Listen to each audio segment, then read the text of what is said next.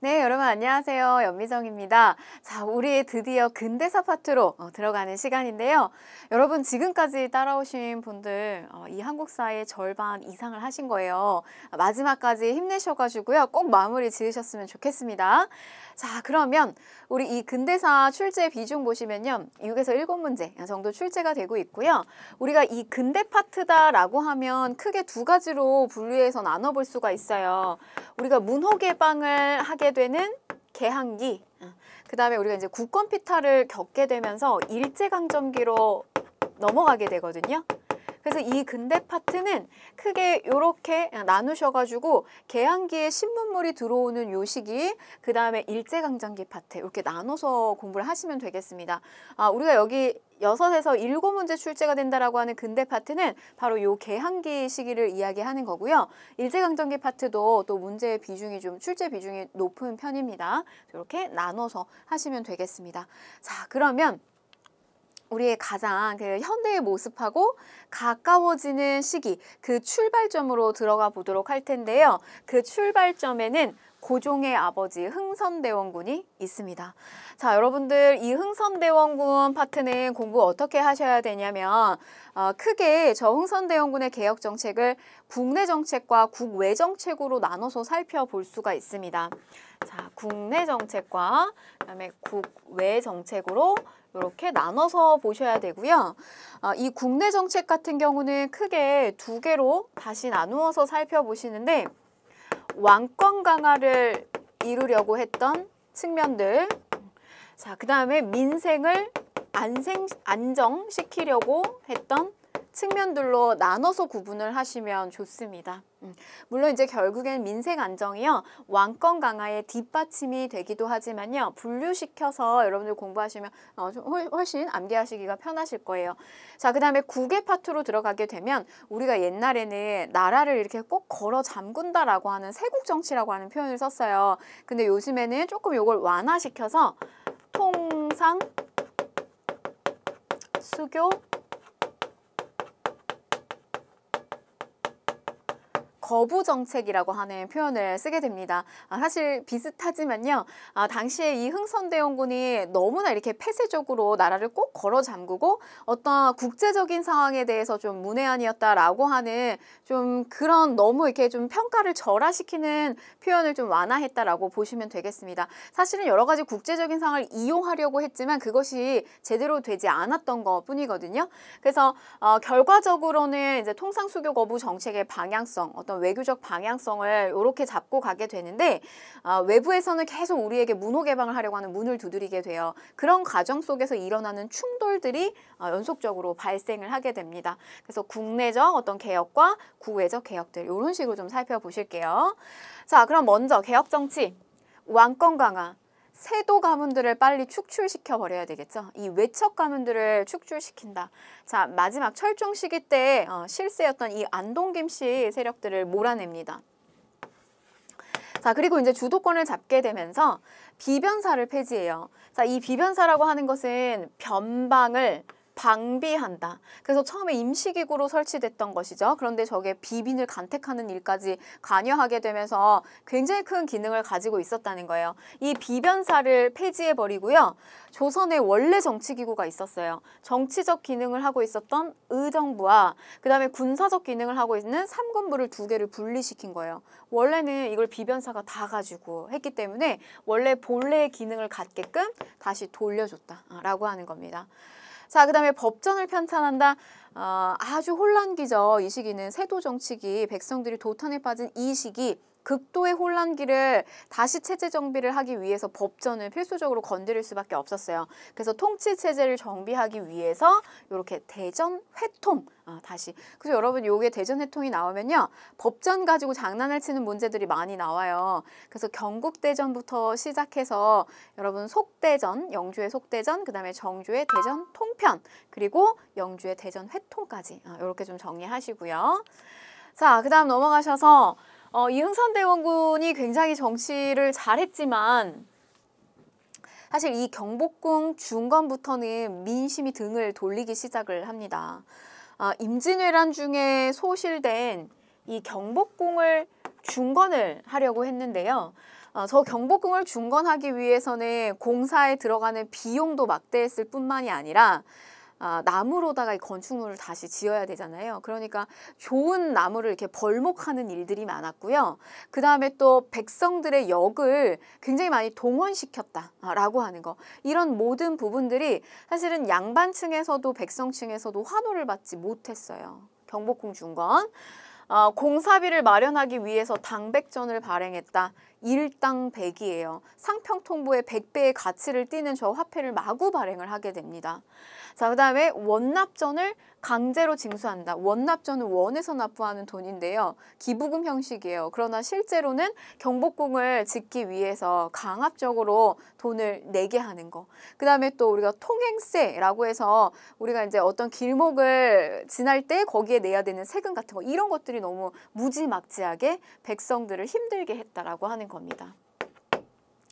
자, 결과적으로 양반과 백성의 모두의 원성이 아주 극대화되고요. 또 이후에 이제 치러지게 되는 이런 서원철폐 같은 것들, 이 서원철폐는 양반들이 등을 돌리게 되는 어떤 계기가 되는 정책입니다. 이 서원이라고 하는 것은 처음에는 성리학을 연구하는 연구기관, 그리고 사림의 어떤 근거지가 됐던 학교였죠. 그러나 이 서원은 국가로부터 누리고 있는 혜택이 굉장히 많았어요. 노비를 받는다든지 아니면 면세 혜택을 받는다든지. 그래서 이게 너무 국가의 막대한 재정을 차지하고 있고 백성들을 수탈하는, 또 붕당의 근거지가 되는 그런 역할을 서원을 했기 때문에 흥선대원군의 입장에서는 이 서원 정리하는 것이 반드시 필요하다고 생각을 했습니다. 그래서 전국의 서원을요 47개소만 남기고요. 정리를 다 하고, 그 다음에 이런 양반들이 좋아했던 명나라의 은혜를 잊으면 안 된다. 그래서 명나라의 황제를 이렇게 모시는 이 만동묘를 철폐하는 일들을 하게 돼요. 이게 이제 굉장한 그 반발을 가져오게 되죠. 자, 서원에 딸린 토지와 노비 몰수에서 국가재정을 확충하는 좋은 측면이 있었지만 결국 양반 유생의 반발을 불러오게 합니다. 최익현. 이 최익현이라고 하는 인물은 흥선대원군을 되게 지지해줬던 인물이에요. 외교 정책 면에 있어서도 굉장히 지지를 해주게 되는데 결과적으로는 등을 돌리게 됩니다. 서원철폐, 그 다음에 경복궁 중건과 같은 것들은 백성을 포함한 모든 사람들, 그러니까 일반민들을 포함한 백성과 그 다음에 양반들 모두에게 다 등을 돌리는 행위다. 이러면서 굉장히 반대를 많이 하게 돼요. 흥선대원군의 계획 정책은요, 굉장히 과단성이 있고 추진력이 있는 정책이었어요. 그런데 이 흥선대원군은 자신의 어떤 편을 제대로 만들지 못했습니다. 이 흥선대원군이 처음에 자기의 그 자제 아들을 왕으로 올리기 위해서 상갓집의 개라고 하는 그런 별명을 얻을 정도로 숨죽이고 있었던 아주 무서운 인물이었어요. 그리고 이제 고종으로서 이제 왕이 이렇게 세우고 났을 때 아주 이 카리스마 있게 이 결단력 있는 어떤 개혁 정책을 마구마구 펼치게 되는데, 문제는 자신의 편을 만들면서 개혁을 탄탄하게 끌고 가야 됐었는데 그렇게 하질 못했다는 거죠. 너무 이렇게 개혁에 집중하다 보니 자기의 편은 하나둘씩 떨어져 나가기 시작을 해요. 그래서 이 최익현이라고 하는 인물, 관복을 벗어 던지고요. 머리를 풀고 도끼를 들고 와서 자기 목숨을 내놓는 직언을 해요. 이제 그만 내려오시라, 하야하시라 라고 하는 직언을 하게 됩니다. 흥선대원군은요 1863년에 집권을 해가지고요 1873년 약 10년을 이 즉위를 하게 돼요. 그러니까 실세로서의 역할을 하게 된다라고 하는 뜻입니다. 이때는 이제 고종이 왕위에 있었지만 실질적으로 권한은 이 흥선대원군이 가지고 있었어요. 우리가 이런 표현이 있어요. 권불10년이라고 하는 표현이 있는데, 아무리 하늘을 나는 새도 떨어뜨릴 수 있다라고 하는 이 권한을, 막강한 권력을 가지고 있어도 그 권세가 10년은 못 간다 라고 하는 이야기가 있습니다. 영원할 수 없다는 거죠. 그 권력 자체가 73년에 결국 하야를 하게 된다는 거. 자, 그 다음에 우리가 이제 왕권 강화의 측면을 한번 살펴본 거고요. 자, 그 다음에 민생을 안정시키기 위한 어떤 정책들이 있었냐 살펴보면 바로 삼정의 문란을 해결하는 거였어요. 자, 우리가 세도 정치 시기 때 전정, 군정, 환고 이게 문제였단 말이죠. 그래서 그런 부분을 어떻게 해결을 하느냐. 우선 전정의 문제, 토지세의 문제는 양전사업, 토지를 다시 측정하는 거예요. 재는 거예요. 그래서 숨어있는 토지, 이런 것들을 색출해요. 저 숨어있는 토지라고 하는 뜻은 뭐냐면 세금을 안 내는 토지를 이야기하는 거죠. 이런 것들을 다 색출하고 또 불법적인 어떤 토지 겸병하는 것들 금지하고요. 자, 그 다음에 군정의 문란, 군역의 문란이죠. 군역. 이 군역 같은 경우는 호포제로 정리를 하게 됩니다. 자, 이게 호자예요. 집호자예요. 즉 집집마다 다 내게 하는 거예요. 그러면 이거 굉장히 급진적인 개혁안이거든요. 그럼 여기엔 누구도 포함이 되냐면 그동안에 면역이 됐었던 양반에게도 군포를 부과하게 합니다. 민생들의 입장에서는 굉장히 좋았지만 우리 일반민에서는 굉장히 좋았지만 양반층들은 선호하지 않았겠죠. 흥선대원군의 개혁책을. 자, 그 다음에 사창제. 요거는 개인 사차예요. 이 환곡이라고 하는 거는 빌려주는 거잖아요. 곡식을 빌려주는 건데 이게 국가가 개입해서 운영하는 것이 아니라 이 향촌민들이 자치적으로 운영하게끔 했어요. 그래서 잘 못 사는 곳, 잘 사는 곳 이런 거에 대한 파악을 조금 더 명확하게 해서 주자라고 하는 사창제를 실시하게 됩니다. 이런 부분들이 어느 정도 이제 효과를 보게 됐어요. 이 삼정의 개혁. 그래서 민생 안정은 삼정의 개혁. 자, 여기까지가 흥선대원군의 왕권 강화와 민생 안정과 관련된 내용이고요. 자, 그 다음에 국외로 넘어오실게요. 국외로 넘어오시면 통상수교 거부 정책이다. 외부는 지금 이미 막 문호 개방이 순차적으로 막 이루어지고 있는 상황이에요. 그런데 우리는 계속 문을 걸어 잠그고 있어요. 그러다 보니 자꾸 이제 외부하고의 충돌이 일어나게 되는데 그 첫 출발은 병인 박해로부터 시작이 됩니다. 여러분 이게 원인과 결과와 관련된 식으로 여러분들이 이렇게 순차적으로 공부를 하시는 게 좋아요. 병인 박해가 원인이 돼서요. 결국 이게 어떤 상황을 가져왔냐면 병인 양요를 가지고 온 거고요. 자, 제너럴 셔먼호 사건으로 인해서 이 제너럴 셔먼호 사건이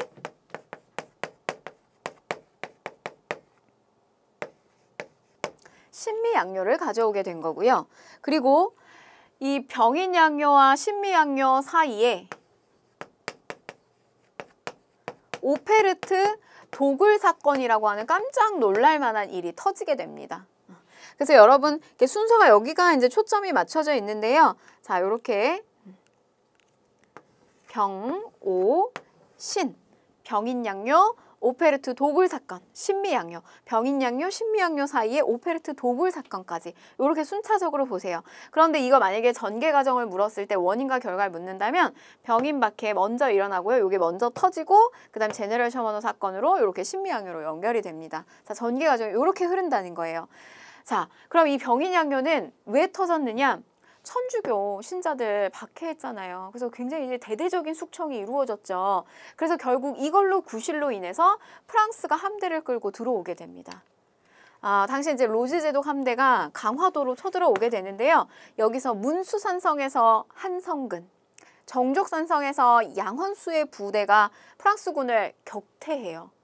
사실 우리 입장에서는 당대 이제 흥선대원군을 비롯한 이 지도층의 입장에서는 우리는 이 쳐들어온 프랑스 함대를 격퇴한 승리한 전투예요.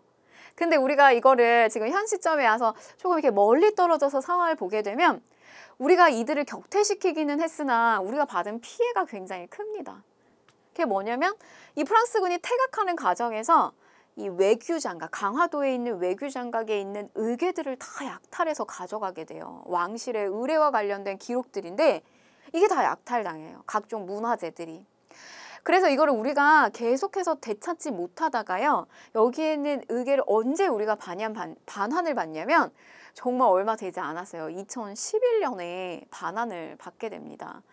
근데 이 반환을 받았는데 아직은 우리는 이거를 대여의 형식으로 가져올 수밖에 없었어요. 결과적으로. 그래서 소유권은 여전히 프랑스에 있다는 거. 이런 또 안타까운 상황을 만들게 됐던 사건이 병인양요예요. 자, 그 다음에 오페르트 도굴 사건입니다. 자, 병인양요가 일어난 지 얼마 안 돼서요. 우리 이 조선의 사회를 깜짝 놀라게 할 만한 사건이 터지게 돼요.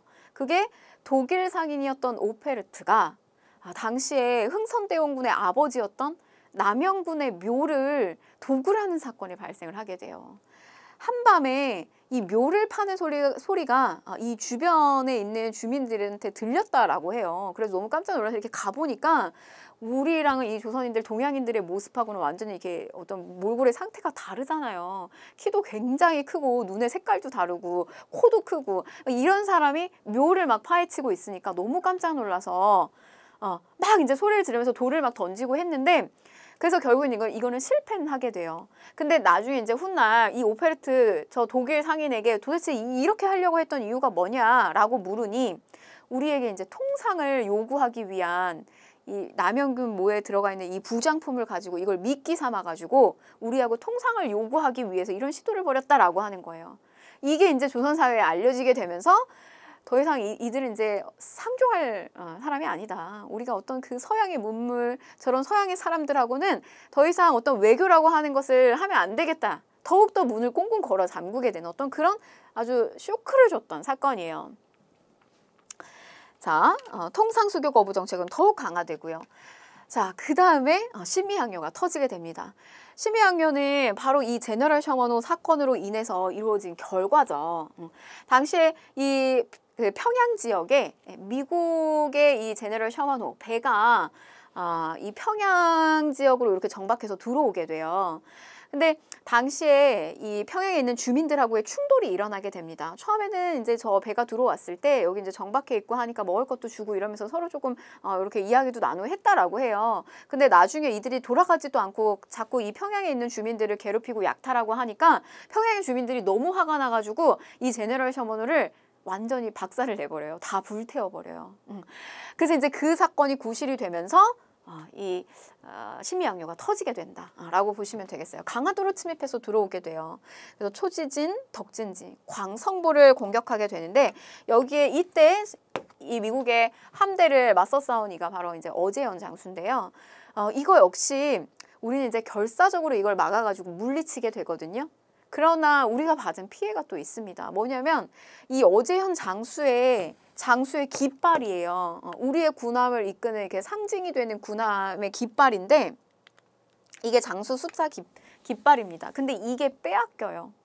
이게 빼앗깁니다. 그래서 이렇게 쫙 펼쳐진 이 모습은 사실은 미국 군함에 이렇게 걸려지게 된 거예요. 우리한테 좀 치욕스럽죠, 사실상. 그래서 우리가 결과적으로 봤을 때는 이들의 침입을 격퇴해서 막기는 했으나 어떤 우리의 수장이 가지고 있었던 깃발을 빼앗겨가지고 이것도 우리가 되찾지 못하고 있는 어떤 이런 상황들, 이런 것들도 좀 굉장히 우리가 이 신미항요를 통해서 받게 된 어떤 좀 안타까운 사건이 되겠습니다. 자, 이런 어떤 일련의 사건들을 통해서 병인양요, 오페르트, 신미항요. 그래서 여러분들 이 전개 과정이 어디까지 가셔야 되냐면요. 자, 척화비. 서양이 이렇게 침범해서 들어왔을 때 싸우지 않는 것은 화친하는 것이다. 화친하는 것은 곧 나라를 팔아먹는 것이다. 라고 하면서 절대 화친하면 안 된다라고 하는 척화비를 곳곳에 세우게 돼요. 신미항요를 끝으로. 자, 그래서 순서가 병, 오, 신, 그리고 척화비까지 이렇게 마무리를 지어서 보시면 되겠습니다. 다음 사건이 일어난 시기를 연표에서 옳게 골라라. 방금 차지중사가 아랫말을 들으니 충남 덕산의 묘지에 서양 놈들이 침입하여 무덤을 훼손한 병고가 있었다고 하니 아주 놀랍고 황송한 일이다. 자, 그럼 어디로 들어가면 될까요? 병인양요, 신미항요 요 사이에 낍니다. 오페르트 도굴 사건 정답은 나가 되겠습니다.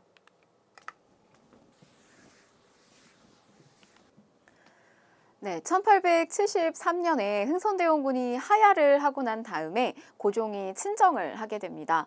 고종이 친정을 하고 난 다음에는요, 흥선대원군이 유지했던 이 통상수교 거부 정책의 방향과는 이 외교적인 정책이 달라지게 돼요. 통상수교를 원하는 이런 통상 개화파들의 어떤 등장으로 인해서 적극적으로 서양의 여러 나라들하고도 순차적으로 문이 열리게 됩니다. 자, 그래서 그 내용에 대해서 이제 살펴보도록 할 건데요. 우리의 첫 그 문호 개방은 일본으로부터 시작이 됩니다. 자, 보실게요. 통상회화파들이 있습니다. 뭐 오경석이라든지 박규수라든지 이런 인물들이 등장을 하게 되는데 우리가 그거는 개화를 추진하려고 하는 사람과 위정척사파들의 어떤 관계 속에서 한번 다시 들여다볼 거고요. 자, 내용을 보시면 운효호 사건, 일본의 군함이 들어오게 됩니다. 이 운효호가 강화도에 접근해서 무력 시위를 벌이게 되는데요.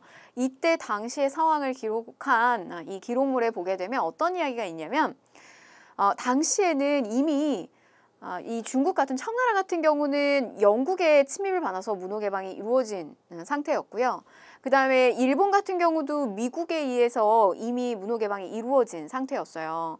근데 어떤 이거 국제적인 어떤 분위기가 우리가 더 이상 이 문호 개방을 하지 않으면 안 되는, 마치 총구를 이 관자놀이에다가 갖다가 대는 듯한 압박을 받았다. 그 지금의 어떤 당시대의 상황은 우리가 더 이상 문을 걸어 잠그고만 있을 수는 없는 시기적 분위기라는 거죠. 자, 그래서 이 시기에 결국 이런 식의 어떤 군함하고의 계속된 어떤 충돌이 있다가 결국에는 일본으로부터 이제 처음으로 우리나라가 문을 열게 됩니다. 개항을 하게 되고요. 자, 그러면 이때 이제 체결된 조약을 우리가 한번 살펴보게 될 텐데요. 우선 이 조약의 전체적인 성격을 정의를 내려보면 우리가 일본하고 맺은 최초의 근대적인 조약이자 불평등한 조약입니다. 일본은 미국으로부터 맺어졌던 이 조약의 어떤 불평등한 이런 내용들요 우리한테 많이 적용을 시켜요. 자, 그래서 내용을 보시면 자, 1조 조선국은 자주국이다. 일본국과 평등한 권리를 가진다 이래요. 근데 이거 첫 조항만 보면 이거는 우리한테 좋은 거 아닌가 이런 생각이 들 텐데 그렇지가 않습니다. 일본은 우리 조선을 침탈하기 좋은 상태를 만들어야 됐어요. 그런데 이제 우리가 가까운 나라가 어디죠? 이 청나라하고 가까웠기 때문에 청나라의 종주권을 부인시키는 조항이에요. 그래서 조선은 청으로부터 자주국이며 이런 의미라고 생각하시면 돼요. 그래서 청으로부터 자주국이며 일본국하고 평등하다. 이런 상태를 만들어야 일본이 우리하고의 어떤 더욱더 이제 직접적인 교류와 그다음에 어떤 침탈을 가능하게끔 만들었다는 거죠. 자, 그다음에 4조 조선 정부는 부산과 이후에 2개 항구를 개방한다. 부산 이외 2곳. 이후에 열리는 2개의 항구는요. 우리하고 약속 협의를 통해서 열리기로 했었는데 사실 일본의 어떤 좀 주도적인 입장으로 원산과 인천이 순차적으로 열리게 돼요. 자, 그런데 위치 보시면요. 부산이에요. 일본하고 굉장히 가까워요. 경제적인 수탈을 하기가 좋은 곳이고요. 원산 같은 경우는 일본의 어떤 군사적 거점으로 삼기 좋은 곳이었어요. 군사기지. 인천 어디랑 가깝죠? 수도 서울이랑 가까워요. 한양이랑 가깝죠. 그래서 정치적인 침탈을 하기가 굉장히 좋았다. 바로 일본의 주도적인 입장에 따라서 부산, 원산, 인천의 3곳의 항구가 열리게 됩니다. 자, 7조 보실게요. 일본국의 항해자가 해안을 자유롭게 측량한다. 이거 우리 주변에 한반도 땅덩어리 주변에 있는 이 해양을 자신들 마음대로 침략해서 들어오겠다는 이야기예요. 측량이 가능하다는 이야기예요. 그러면 이거는 배를 어디까지 정박시킬 수 있나? 바다 밑에 지형을 다 이렇게 침탈이 가능했다는 이야기죠. 이거는 우리로서는 사실 받아들이기 어려운 내용입니다. 그러나 7조항에 들어가 있고요. 자, 10조 보시면 일본국 인민이 조선국에서 지정한 각 항구에 열린 항구에 머무르는 동안 뭐 이렇게 크고 작은 다툼 분쟁들이 있을 거 아니에요? 그런데 이렇게 죄를 범한 것이 조선국 인민과 설령 관계가 되더라도 모두 일본국 관원이 심의 처리한다. 우리 쪽에서 처리하는 것이 아니라 일본에 가서 처리를 받는 거예요. 그러면 그런 처벌의 강도가 자국민을 보호하기 위한 차원에서 굉장히 약화될 수밖에 없겠죠. 치외법권이에요. 치외 바깥에 있다는 거예요. 법권. 우리한테 있지 않고 일본에게 있다. 바로 이런 모든 내용을 살펴보게 되면 근대적인 조약이라고 하고 맺었지만 결과적으로 내용은 굉장히 일본 쪽에 유리한 불평등한 조약이었다는 거죠. 자, 우리가 이 강화도 조약은 다른 말로 조일, 수호, 조규라고도 이야기를 합니다. 조일, 수호, 조규요. 자, 그런데 조약은 한 번 맺고 끝이 아니라 이후에 부속 조약들 그리고 조약을 다시 한번 이렇게 개선하고 바꾸는 내용들이 순차적으로 나오는데요. 첫 번째로 이제 조일, 수호, 조규의 부록이에요. 내용을 보시면 개항장에서 일본 화폐를 유통하게 합니다. 이거 역시 우리의 경제적 혼란을 가져오겠죠. 그 다음에 일본 외교관들이 여행을 허용하고요. 일본의 상인 활동의 범위를 설정하게 돼요. 그래서 왔다 갔다 왕래할 수 있는 거리를 간행이정 약 10리 정도로 묶습니다. 그래서 우리가 이거는 항구 주변의 10리 이상을 넘어갈 수 없게 했기 때문에 그 지역에 머무는 무역이다 라고 해서 거류지 무역이다 이런 표현을 써요. 거류지 무역. 그래서 아직까지 이 범위 내에서는 우리가 저 물건을 서로 옮겨다 주는 어떤 보부상이나 그다음에 물건을 보관해주는 객주나 여각 같은 존재들이 아직은 침탈을 조금 덜 받을 수 있는 상태. 근데 문제는 뭐냐면 이 조약이 나중에는 이 내륙의 아주 깊숙한 곳까지 뚫려요. 한성에 가까운 곳까지 뚫리게 된단 말이에요. 그러면 이런 우리의 조선인의 중간 상인들은 전부 다 죽을 수밖에 없겠죠. 일본 상인들이 좋은 제품, 싼 가격에 다 물건 가지고 육지까지 가지고 들어오게 되는 그런 어떤 상황들이 발생을 하게 됩니다. 자, 부록이고요. 그 다음에 또 하나가 뭐냐면 규칙이에요. 항구가 열렸어요. 그러면 그 열린 곳에서 어떤 규칙을 가지고 우리가 뭐 상거래를 한다든지 이제 그런 내용들이 나오겠죠. 근데 보면 하나는 부록, 규칙. 이거를 다른 말로 우리가 뭐라 하냐면 조일 또 통상장정이라고도 부릅니다. 통상장정. 자, 제한을 걸지 않았어요. 많은 부분에 있어서. 역시 불평등한 조약의 내용이죠. 양곡, 우리의 쌀과 잡곡 같은 양곡들이 무제한으로 유출되는 거. 그 다음에 또 하나, 세금이, 그러니까 외부의 상품이 일본의 수출입 상품에 대한 관세가 적용되지 않았다는 거. 역시 제한이 없어요. 무관세. 그리고 뭐 무항세, 선박세라든지 이런 것들에 대한 세금이 붙지 않았다는 거. 양곡 무제한으로 유출하고요. 그 다음에 무관세입니다. 자, 그런데 요게 이제 76년에 강화도 조약을 맺을 때쯤에 나오는 어떤 부속 조약들이에요. 하나 부록, 그 다음에 조일 통상장정. 그런데 요게 개정이 됩니다. 83년이 되면요. 조일 통상장정이 개정된다. 그럼 내용 볼게요. 관세가 들어오네요. 원래 앞에 무관세였던 게 여기서는 관세가 들어와요. 그리고 자, 앞에 무제한으로 양곡이 유출됐던 게 여기서는 막혀요. 막는다. 곡식이 무제한으로 빠져나가는 거 막는다. 방공령이에요. 이런 게 이제 조정이 되는 거예요. 이렇게 개정될 수 있고 우리 입장에서 좀 좋은 게 나올 수 있었던 이유는 뭐였을까? 자, 우리가 요 중간에 다른 나라와 새로운 조약을 맺습니다. 82년 무렵쯤에요. 우리는 미국하고 조약을 맺어요. 조미, 수호, 통상 조약을 맺게 되는데 바로 저 미국하고 맺었던 어떤 조약의 내용들이 이후에 순차적으로 일본하고의 어떤 조약을 치르는 데 있어서의 굉장히 좀 우리 쪽의 입장에서 또 개정을 하는 모습이 보여진다라고 하는 겁니다.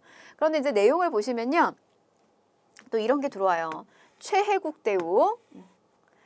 역시 미국하고 맺었던 조약 안에 들어가 있었던 거고요. 그 다음에 이 방공령을 실시하는 거에도 한계는 보여지는 것이 방공령을 시행하기 전에 적어도 1개월 전에는 지방간이 일본 영사관에 통보를 해야 됩니다. 그래서 우리가 실제로 저 방공령의 저 개정 통상장정에 따라서 방공령을 내려요. 근데 1개월 전에 저거를 사전 통보하지 않았다라고 해서 오히려 우리가 배상금을 머는 이런 또 사례들이 발생을 하게 됩니다. 자, 요런 요 최혜국 대우와 관련해서는요. 이 미국, 이 조미수호 통상조약의 내용에 가서 좀 다뤄드릴게요. 자, 그러면 조미수호 통상조약의 내용은 뭐냐? 당시에 2차 수신사, 일본의 수신사로 파견이 됐던 이 김홍집이라고 하는 인물이요. 일본에 머물고 있었던 이 주일공사 그 황준셴이라고 하는 인물하고 서로 우리 어떤 그 조선의 뭐 지리적인 상황 그리고 어떤 국제적인 상황 이런 거에 대한 논의를 하는 이렇게 편지글을 계속 이렇게 주고받아요. 근데 바로 이제 그것을 엮은 책이 바로 저 조선 책략이라고 하는 건데 저 조선 책략을 국내에 들고 들어옵니다. 근데 이 조선 책략의 내용을 살펴보게 되면 황춘셴하고 어떤 이야기를 주고받냐면 자, 이런 이야기를 주고받아요. 조선의 땅은 실로 아시아의 요충에 자리 잡고 있어 전략적으로 굉장히 중요한 자리다. 근데 그렇기 때문에 분쟁이 발생할 수밖에 없다. 자, 조선이 위태로우면 동아시아의 정세가 날로 악화가 될 것인데 조선이 막아야 되는 나라가 어떤 나라냐면 러시아라는 거예요. 근데 이거는 사실 중국 당시 청나라의 입장에서 러시아를 견제하고 있다라고 이해를 하셔야 돼요. 근데 우리한테 되려 러시아를 견제해야 된다라고 주장을 하고 있어요. 그래서 저 러시아를 견제하기 위해서 조선의 급선무가 뭐냐? 자, 중국하고 친하게 지내야 된다. 자기랑 친하게 지내야 된다는 거예요. 친중국. 그 다음에 일본하고 관계를 더욱더 공고히 해라. 결일본. 그 다음에 미국하고 연결해라. 이런 주장을 하게 됩니다. 이게 이제 조선 책략이에요. 이게 조선으로 들어오게 되면서 미국하고의 어떤 관계가 좀 가까워져야 된다라고 하는 이제 여론이 또 형성이 되고 조정에 올려지게 되면서 결국 청나라의 알선으로 인해서 조미수호통상조약이 체결이 됩니다. 그럼 주요 내용을 보실게요. 좀 달라요. 우리가 앞에서 일본하고 맺었던 내용들하고 좀 다른데 이런 좀 특이한 것들, 좀 눈에 띄는 것들이 나오기 때문에 여러분들이 꼭 보셔야 됩니다. 자, 거중조정. 양국 중에 한 나라가 위협을 받게 되면요. 예를 들면 이 B라고 하는 나라가 다른 타국의 나라의 C로부터 공격을 받게 됐어요. 그러면 누가 도와준다? A가 서로 도와준다는 거예요. 이 B를. 그래서 조정, 서로 도움을 주겠다. 거중 조정해 주겠다. 라고 하는 겁니다. 자, 그 다음에 우리 입장에서는 사실은 굉장히 좋은 거예요. 근데 제가 좀 결론부터 이야기를 드리면 우리가 을사늑약, 외교권을 박탈하는 이 을사늑약을 겪게 되는 시기에 갔을 때 미국 우리 도와주지 않아요. 오히려 이 미국은 일본하고 비밀리에 이 러일 전쟁 중에서 협약을 또 맺기도 합니다. 자, 그 다음에 보시면 불평등한 조약. 요거는 이제 최애국 대우인데요. 이렇게 우리가 이제 미국하고 조약을 맺었어요. 근데 우리나라가 다른 나라랑 차후에 또 조약을 맺는데 거기에서 어떤 좋은 혜택은 그런 최고의 어떤 좋은 혜택은 그대로 또 다시 뭐 차후에 어떤 그 조약을 개선하지 않더라도 좋은 조약은 적용이 된다는 거예요. 최혜국의 대우를 받는다. 이겁니다. 좋은 조약은. 사실 굉장히 우리 입장에서 좀 불평등한 조약이라고 생각을 할 수가 있겠죠. 이게 우리가 아까 앞에서 봤었던 일본하고 맺었던 이 조일통상장정에도 들어오게 되는 거예요. 이런 것들을 관세, 뭐 이런 거 방공에 이런 규정을 받았지만 이렇게 최애국 대우와 같은 또 이런 불평등한 조약도 들어오게 됐다는 거. 자, 그 다음에 관세가 부과됩니다. 관세 부과. 미국의 수출입 상품에 대한 낮은 비율의 관세. 그래서 최초로 관세권이 인정이 되고요. 개정통상장정에서 이 관세권이 또 반영이 되죠. 자, 성격을 보실게요. 조선이 핵심 여기에요. 서양 국가와 맺은 최초의 근대적이자 불평등한 조약입니다. 만약에 우리가 그냥 최초의 근대적인 조약이자 불평등한 조약이다 라고 하면 강화도 조약이에요. 근데 서양하고 맺은 최초의 근대적 조약이자 불평등한 조약이다. 이러면 조미수호통상 조약입니다. 82년에. 그래서 그 결과 미국하고 조약을 맺고요. 답방의 형식으로 이제 보빙사가 파견이 되고요. 이후에 영국, 러시아, 프랑스 등 다른 서구의 열강과도 순차적으로 문호 개방을 하게 됩니다. 그런데 이제 가장 늦은 나라가 어디냐면 프랑스였어요. 이 프랑스하고 이제 1886년에 통상조약 체결하게 되는데 그 이유는 뭐 다름 아닌 천주교 포교의 문제 때문입니다. 그래서 우리 이 병인박해, 병인양요 사이가 안 좋았잖아요. 그런데 이제 이런 부분이 해결이 되면서 또 최애국 대우 받아서 조프 수호 통상 조약을 체결하게 된다는 거. 마지막에 좀 체결했다는 거. 자, 그럼 문제 한번 보실게요. 미축은 조약에 대한 설명으로 옳은 것을 골라라. 자, 우리 측 신헌과 일본 측 구로다가 조약을 체결했다. 작년에 일어났던 운효호 사건을 빌미로 일어났네요. 강화도 조약이죠. 자, 1번 방공령을 선포할 수 있는 조항이 명시되었다. 이거는 개정이죠. 개정통상장정. 자, 메가타가 재정고문으로 부임하는 근거가 되었다라고 했는데 요거는 1차 한일협약입니다. 이후에 배울 거예요. 자, 외국에 대한 최애국 대우를 처음으로 규정했어요. 요거는 조미수호통상조약이죠. 자, 4번 부산 이외에 원산과 인천, 계양장이 순차적으로 설치되는 결과를 가지고 왔다. 요겁니다. 강화도 조약. 자, 고종이 헤이그 특사를 파견하여 부당성을 알리고자 하였다라고 했는데 요거는 이제 이후에 을사늑약과 관련된 내용입니다. 정답은 4번이고요. 자, 기출주제 42. 개항 이후 개화정책과 위정척사 운동인데요. 여러분들이 이 파트는 교재의 내용이 잘 정리가 되어 있지만 당시에 개화를 하려고 하는 세력과 그걸 막으려고 하는 세력을 시대별로 두 축이 어떻게 달라지는지를 여러분들이 비교 구도로 보시는 게 좋아요. 역시 여러분들 노트 가지고 옆에다가 꼭 적으시면서 같이 따라오시길 바랄게요. 자, 그럼 보시면 이 개화파 어디서부터 출발을 했느냐 살펴보시면 북학파로부터 시작이 됩니다. 박제가 박지원, 특히 이런 실학 사상을 주장했던 세력으로부터 출발한다. 이렇게 보시면 되겠어요. 자, 그러면 이 반대편에 있는 위정 척사파. 자, 어느 계열에서 시작이 됐느냐라고 살펴보시면요.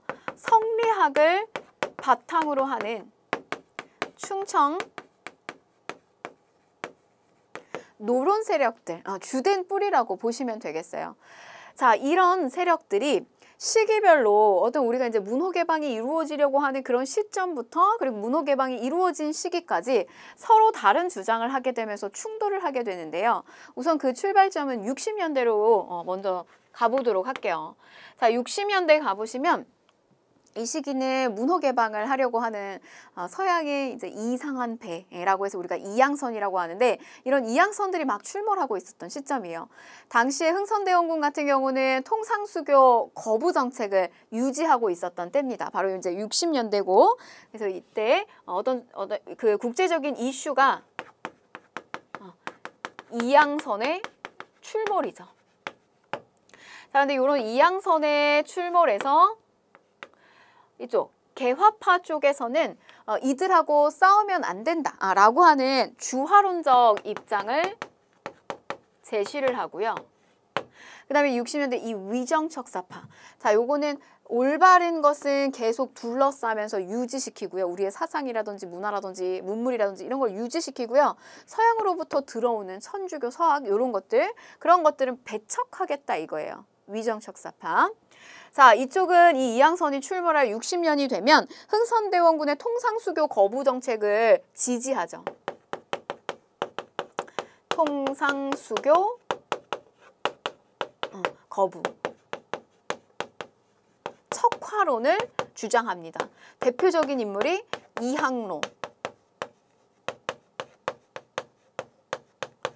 기정진 같은 인물들이 있었어요. 자, 그러면 70년대로 이제 넘어가 볼게요. 외교적 방향이 달라지게 되죠. 이 70년대가 되면 외교적 이슈가 강화도 조약입니다. 자, 이렇게 강화도 조약을 맺어야 된다라고 했던 어떤 이런 시점에서 통상 개화론자들, 예를 들면 오경석, 역관 출신이에요. 그리고 박규수, 박지원의 손자고요. 그렇기 때문에 이제 어떤 중상학파라든지 뭐 이런 어떤 실학의 사상들을 많이 받았던 이런 인물들이에요. 주로 이제 이 박규수의 사랑방에 이 많은 통상계화론자들이 모여가지고 어떤 이게 청나라의 어떤 근대식의 문물, 서구의 문물들 이런 것들에 대한 막 이야기도 많이 꽃피우고 막 했다고 합니다. 강화도 조약이 치러질 무렵에는 통상계열하자라고 했던 지지했던 세력이고요. 자, 그럼 이 70년대 위정척사파에서 반대했던 대표적인 인물이 있어요. 자, 최익현이 있습니다. 자, 어떤 주장을 하냐? 개항 불가론의 입장. 그리고 외양 일체론. 이런 주장들을 하게 됩니다. 개항하지 말자. 그리고 외놈이나 양놈이나 똑같아. 최익현의 상소문을 보게 되면요. 우리가 이 외놈들이랑 이 개항을 하면 안 되는 이유에 대해서 상소를 올리게 되는데 그 중에서 이제 핵심적인 내용은 뭐냐면 이 일본으로부터 들어오는 상품은 공산품이다. 그러니까 마구마구 이렇게 찍어내는, 언제나 이렇게 무한하게 찍어낼 수 있는 이런 공산품에 해당이 되는데, 우리가 이렇게 맞교환해서 나가야 되는 우리 쪽의 물품은요, 유한한 토산품이다 이거예요.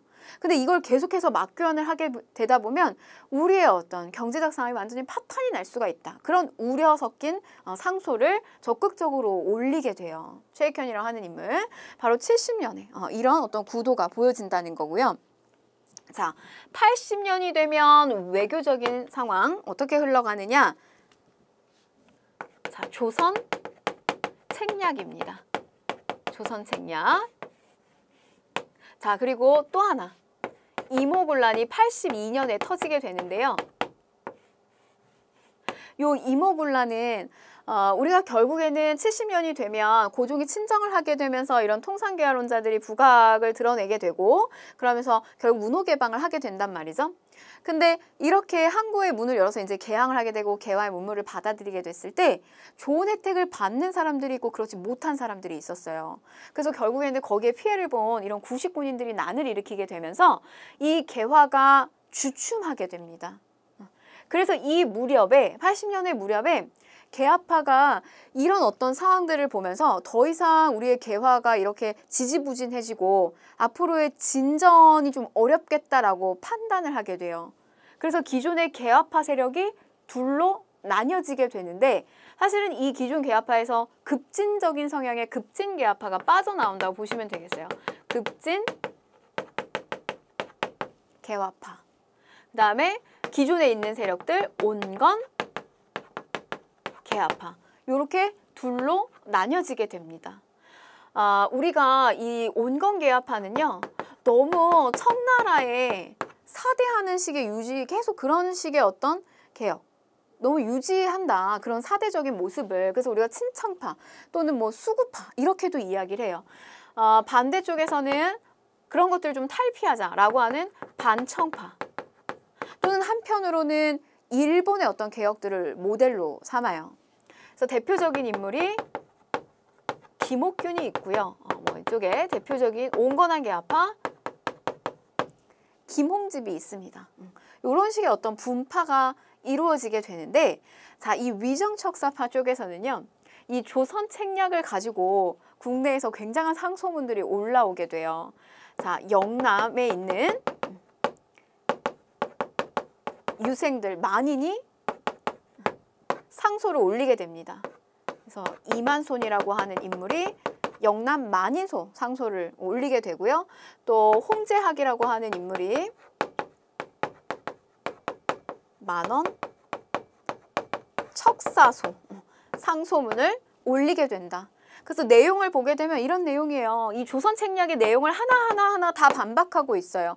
뭐라 반박하냐면, 이 러시아를 방비해야 된다. 그래서 이제 중국하고 친해져야 된다라고 이야기를 하니까, 아니 우리는 중국이랑 친한데 뭘 더 친해지느냐. 그 다음에 일본하고 우리의 옛날 관계를 모르냐. 우리를 다 너무나 잘 알기 때문에 우리를 침탈할 가능성이 높다.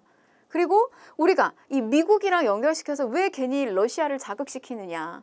이런 식의 내용을 쭉 반박을 하게 되는 이런 어떤 영남 만인소 상소가 일어난다는 거. 80년의 이슈예요. 자, 그 다음에 어떤 이러한 흐름이 90년으로 가게 되면 어떤 모습을 보여지느냐. 이게 결국엔 90년은 우리가 국권 피탈을 결국에 이제 당하게 되는 어떤 그런 과정을 흐르게 되는데요. 이때 우리가 실력을 키우자라고 하는 애국계몽 운동으로 흐르게 되고요. 이쪽의 위정척사 세력은 그것을, 이쪽은 이제 교육이나 산업이나 이런 것들을 통해서 실력을 키우자 이런 주장을 했다면, 반대편의 쪽에서는 어떤 주장을 하냐면 직접 무기 들고 나가서 싸우는 것이 방법이다라고 하는 주장을 해요. 그래서 바로 의병이라고 하는 것이 나오게 됩니다. 어떤 이러한 두 축으로 움직이게 된다는 거.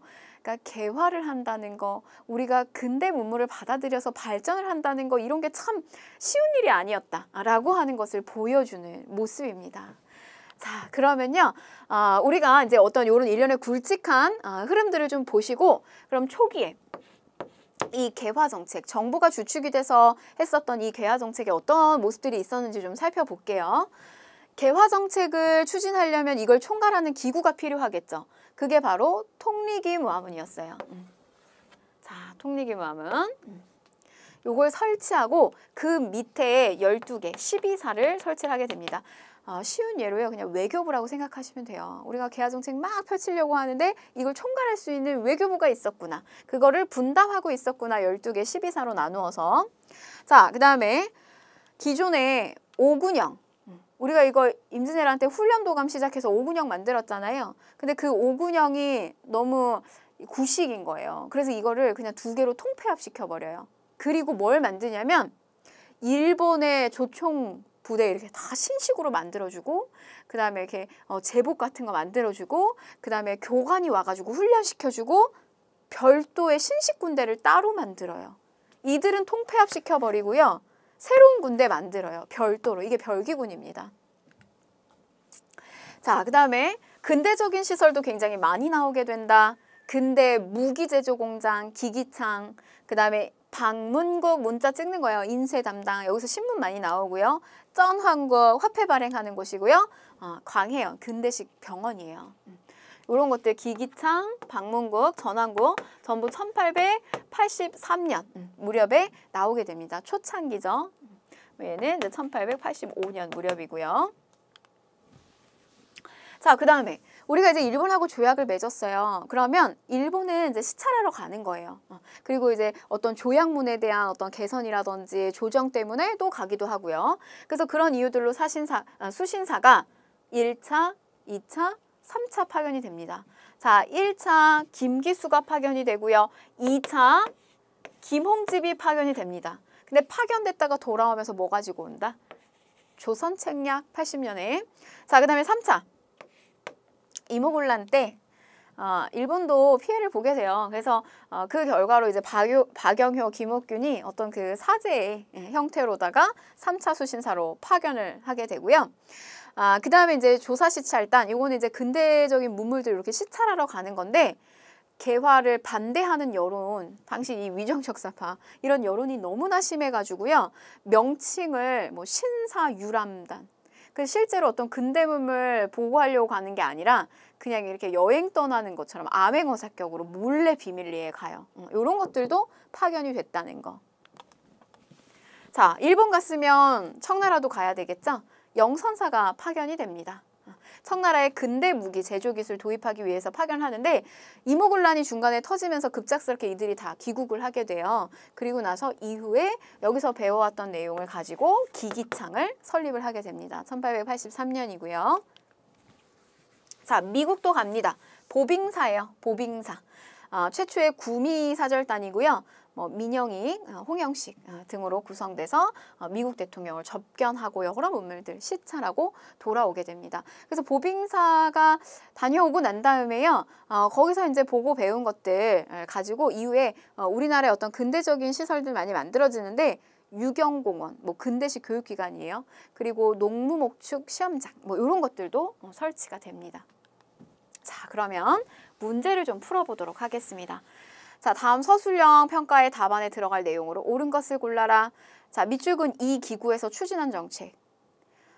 이 기구는 변화하는 국내외 정세에 대응하고 개화 정책 총괄하기 위해서 만들었어요. 쭉 12사가 있었다. 통리기무화문이네요. 자, 1번. 재판소를 설치하여 사법권을 독립시켰다. 요거는 2차 가보개혁기 때 나오고요. 2번. 미국과 합작하여 한성전기회사를 설립하였다라고 했는데 이건 관련성이 없습니다. 자, 3번.